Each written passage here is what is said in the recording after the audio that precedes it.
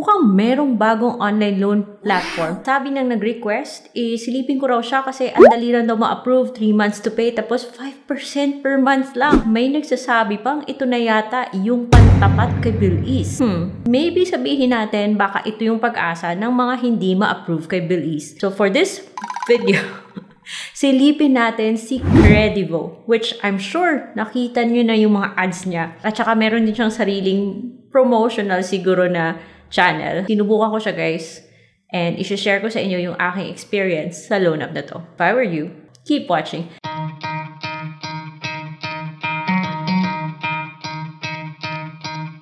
Hello everyone! Welcome back to my channel. It's Ate Red here, your original utang queen. And syempre, natural lang na naghahanap po tayo ng bagong mautangan at yung gusto natin yung legit, diba? So may ilan-ilan na sa inyo yung nag-request na silipin ko daw si Credivo. At sabi pa nga ng isa, 5% and per month and 3 months to pay. So both may product loan siya na willing siyang 0% per month at meron din daw siyang cash loan. By the way guys, before we continue, this video is not sponsored. It's based on my personal experience. I personally had doubts because nung sinilip ko siya sa list of recorded online lending platforms, wala pa po siya doon. But since mukhang promising po yung website niya, walang typo, walang mga nakakatsakang mga nakita sa website niya. So sabi ko maybe it's worth a try. At kung bago pa kayo dito sa channel, please subscribe because dito pinag-uusapan po natin yung iba't ibang mga online loan platforms. And hit that bell notification button para lagi kayong updated sa mga bago kong uploads. So, na-notice ko dun sa kanyang website, 0% buy now, pay later siya. Pero meron din naman siyang cash loan. And it looks like kakalanding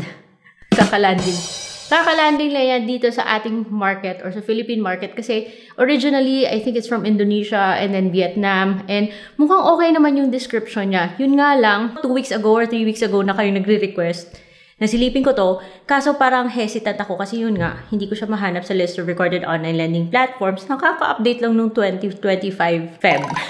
Dinownload ko siya. And right now, nasa Android lang po siya. So, wala pa siya sa iOS. And yung medyo nagulat lang ako kasi ayaw nyo guys pa-screenshot. So, kailangan ko siyang picturean while para makuha ko yung every step of the way. Okay, charot. Yung fees, 0% of interest for pay later in 1 month with an admin fee of 1% per transaction or 3.75 of interest with an admin fee of 3% per transaction for 3 months installment. So, depende pala sa term. Dun mo babase yung kanyang fees. And when you apply for cash loans, the interest rate is 3.75 with an admin fee of 4%. You will see the interest rate and admin fee in the payment confirmation page before completing the transaction. And as na-notice ko na guys, sa lahat ng mga online loan platforms na nasusubukan ko, especially yung mga legit, may iba po yung interest niya based sa kanyang credit assessment sa atin. But it's good to know that this one is not more than 10% per month. Credivo is available in all cities in the Philippines. So, hindi siya tulad ng ibang mga online loan platforms like Cashmart na medyo selected lang yung cities na kinikater. Ito naman, whole Philippines. Available siya in 3 markets, Philippines, Indonesia, and Vietnam. And it looks like bago pa siya dito sa Philippines. Nakikita ko siya sa newsfeed, sa Facebook.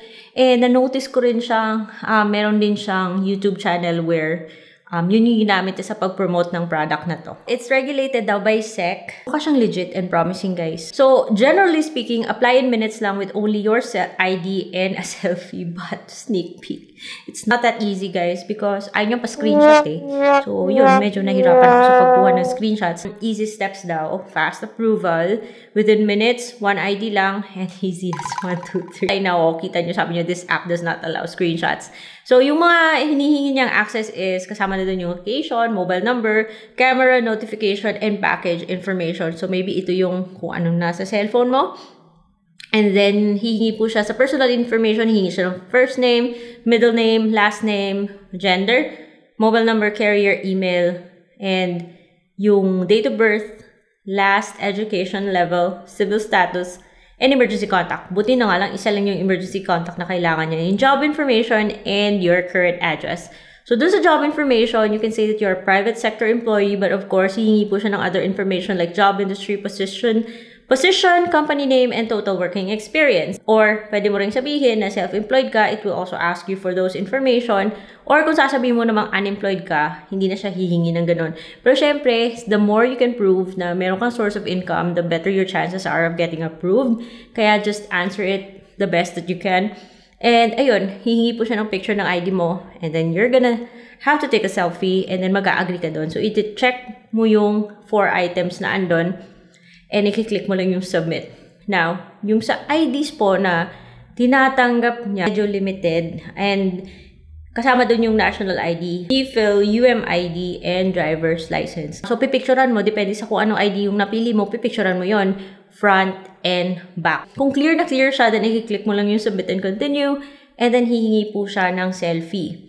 And, ayun, so kailangan mong i-check yung 4 na items na yun, saka mo i-click yung submit. So, application, review na daw. Madali lang siya, guys. Ang bilis niyang magkaroon ng decision.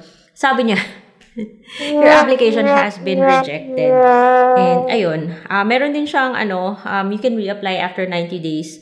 And kung gusto mong i-delete yung account mo, then you can go ahead and delete your account. Sana naman by after the 90-day period, andun na rin siya sa iOS. So, hindi naman ako bitter, guys, because I totally understand it. Because there are a few things na I think bakit ako na-reject. One is, kakalipat ko lang po. So, like I said kanina, yung loan application will involve na magsasabit ka ng ID mo and your address. So, it's usual standard na yan. And usually, kasi hinahanap ng loan app, dapat magkatugma yung ID mo, yung address sa ID mo, at yung address na ilalagay mo sa form.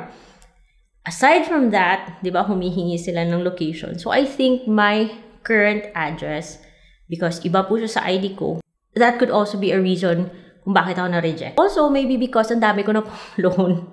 Because as you can see, tinatry ko po talaga yung mga online loan apps na pinapakita ko sa channel na to. But it looks promising because so far marami po akong mga positive feedback na nasagap regarding this loan app. Not just dun sa Android, kung saan siya mada-download sa Google Play, but also from you guys, yung mga nag-comment. I cannot give more information na based sa aking personal experience because right now, reject po ako. And I have to try again after 90 days. So, yun. I'm not sure. Kasi kung, siya, slightly higher lang yung interest niya compared kay Belize, but I would really, really love to see this loan app dun sa list of recorded online lending platforms. Para the next time I try, mas magkaroon pa ako ng confidence. But, I'm not saying anything negative about this loan app. Yun nga lang, ito lang yung experience ko and I would love to try it again. Wow. Sometime in the future. So, try nyo kasi baka ma-approve kayo pero hindi ko sinasabi na utangan nyo to ha. Kasi kailangan pa rin iniintindi yung mga loan terms and agreement bago kayo sumubok or gumamit ng isang loan app. And please do remember that yung pag-uutang ay isang responsibility. Yung mga ginagawa natin ngayon sa mga online loan platforms, it can affect our credit history and our opportunities later sa mga legit na mga lending platforms. So, kung hindi kayo ma-approve dito sa kay Credivo, you can also check the other loan apps that are already in this channel and you can find them in this playlist. Ito po yung mga legit na mga online loan platforms na na-try ko na and hopefully meron dyan na okay sa inyo. Marami pa namang legit guys, huwag mawala ng pag-asa. But for now, this is all I can share in this video. I will see you on my next vlog.